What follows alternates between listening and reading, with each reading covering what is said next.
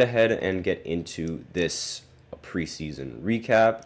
Pau Gasol, what's going on? Salute to you as well. Like and done. Appreciate that.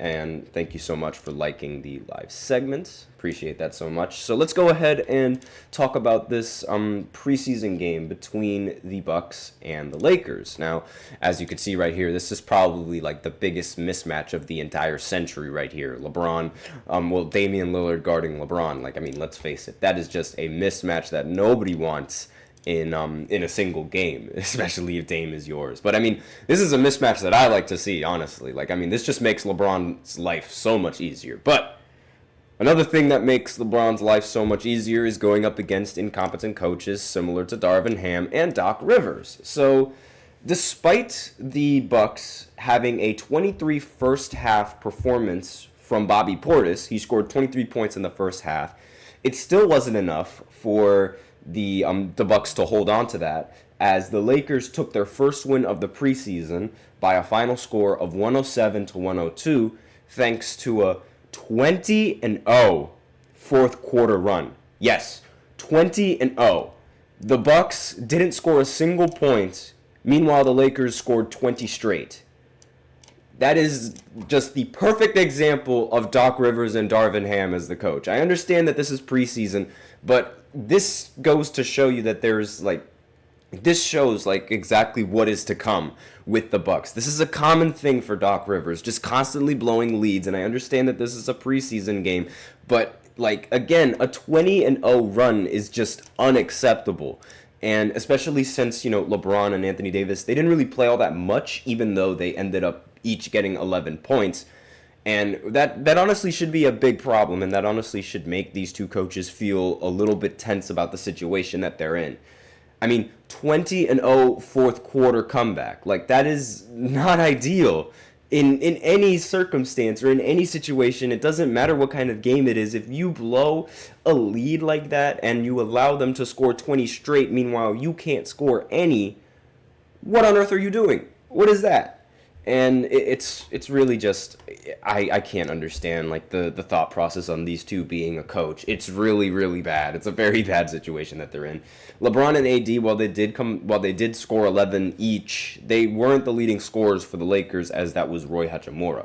So essentially, a little bit of a recap from the game. In the early going, fans, they got exactly what they expected. They got Giannis in this game. He ended the game with, I believe, 20 points, so he played rather well in this preseason game.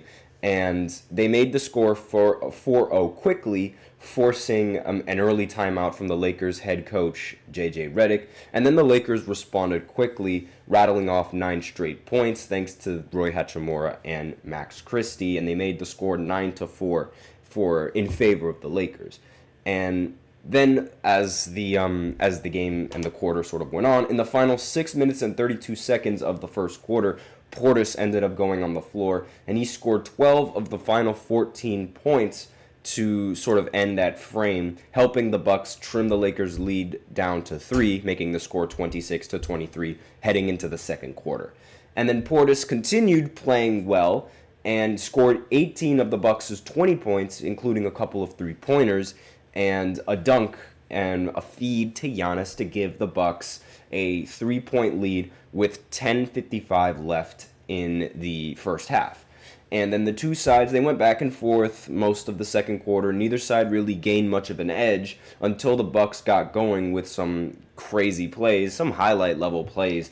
Dame appeared to hurt his ankle in the first, but then he returned to start in the second quarter and nailed a bunch of three-pointers to take a 55-49 lead. And then with Giannis doing his signature Statue of Liberty dunks, where he just goes up high in the sky, puts the ball high in the sky, and no one can go ahead and stop him, they ended up getting a 58-52 lead heading into the locker room. And, when Giannis goes down the basket, when Giannis is running towards the basket, it's really, really difficult to stop him. And then Doc Rivers decided to pull the plug on the starters to begin the second half and sort of, allow the rest of the players in the rotation to get a chance. And there's nothing wrong with that. I really don't have anything wrong with that. I don't think Giannis and Dame should even be playing in the preseason anyway, but that's a completely different story. And Excuse me. So the Lakers starters, so AJ Green, Pat Connaughton, Tyler Smith, these are not Lakers starters, so I apologize for that mistake. And Pezekniks, forgive me if I completely botched that last name. They went up against most of the Lakers starter minutes with except for LeBron and Max Christie. And in their stead, Johnson showed some flashes of raw potential. Like he showed a lot of potential for the Bucks in their rotation. And the score was 68-65 with 6 minutes and 55 left to go. And then the Bucks continued to expand their lead, getting up to 8 points heading into the fourth, making the score 82-74 after a layup from Liam Robbins. And then both coaches threw out more of their young players, such as Andre Jackson, Stanley Umude, forgive me if I messed up that last name, Ryan Rollins, and they got a lot of action on the Bucks, and not to mention the Lakers lineup also got a lot of action. Milwaukee continued to expand their lead of their biggest night at 15 points with Rollins' three-pointer forcing another Lakers timeout. And Maxwell Lewis had some impressive moments with the Lakers as well, scoring 5 of the 8 straight points for the Lakers to cut Milwaukee's lead down to 7 with 7:26 to play. Then the Lakers started to mount the comeback, and they went on a 20-0 run to retake the lead 94-89. And Quincy Olivari caught fire for the Lakers as he scored 6 points in short order and hounded Bucks ball handlers in the entire fourth quarter. And the Lakers, they were able to keep Milwaukee at bay as they held on to the win. And again, when a team goes on a 20-0 comeback, or a 20-0 run, in the fourth quarter, the most important quarter of any game, that is a serious problem, in my opinion. And just looking at the rest of the box scores, because I'm sure you guys are very interested to how Bronny James played in this game. Yeah, he didn't score any points. And that's really, I'm sorry, this isn't really looking as much as a surprise for me anymore.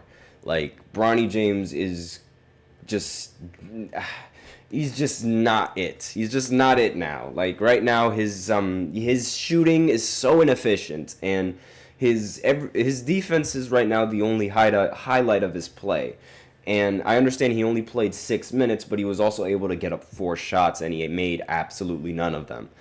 And I'm just, I'm very, very concerned for Bronny and the Lakers and how he's going to play for the rest of the season. And again, the best player and the leading scorer was Roy Hachimura. Dalton Knecht had 13 points. However, he did shoot 5 for 16 and shot 2 for 10 from 3. So he's definitely going to have to work on his efficiencies there. But again, this is a very big win for the Lakers. They were able to make a comeback, and then they were able to close out with that comeback. So really, like, the Bucks, they made the Lakers, like, they were really capitalizing on the Lakers' turnovers in this game, especially in the first half. And with the starters in during the first half, the Bucks scored 14 points off the 8 Lakers turnovers. And that's really, like, that seems to be where they're getting their most offense and their most effectiveness going in as of right now. And really, when you have good defense, you can allow this, you can do this. Like, you can definitely capitalize on another team's mistakes and benefit them for your own. So, again, this is just a very disappointing loss if you are the coach. Now, for the players, I don't really think there's much to blame because, again, it's really just not the starters out there and not players that you really expect to get much minutes in the rotation. So this is a coaching blunder more so than it is a player blunder, in my opinion. So that's all that I really have to say about this second segment. So now we're going to go ahead and go into the third segment where I talk about Klay Thompson and his debut for the Mavs. And we'll be right back after the short break, so be sure to stay tuned for that. Looking for your daily fix of sports talk without having to pay for it? GSMC Sports Network is available on YouTube. Just search GSMC Sports Network. Get your fix of daily sports talk shows on YouTube. Absolutely free. NFL, college football, NBA, MLB, MMA, UFC, fantasy football, and so much more. GSMC Sports Network has shows running all day long, with new sports shows starting every 2 hours. Just like on your favorite cable sports channel, except GSMC Sports Network is absolutely free. Just search GSMC Sports Network on YouTube to catch one of your new favorite shows, like the GSMC College Football Podcast, Chip Shot Football Podcast, Hoops and Heels Women's Sports Podcast, GSMC Basketball Podcast, and so many more. Check it out for yourself. GSMC Sports Network, now available on YouTube absolutely free. Search GSMC Sports Network on YouTube right now.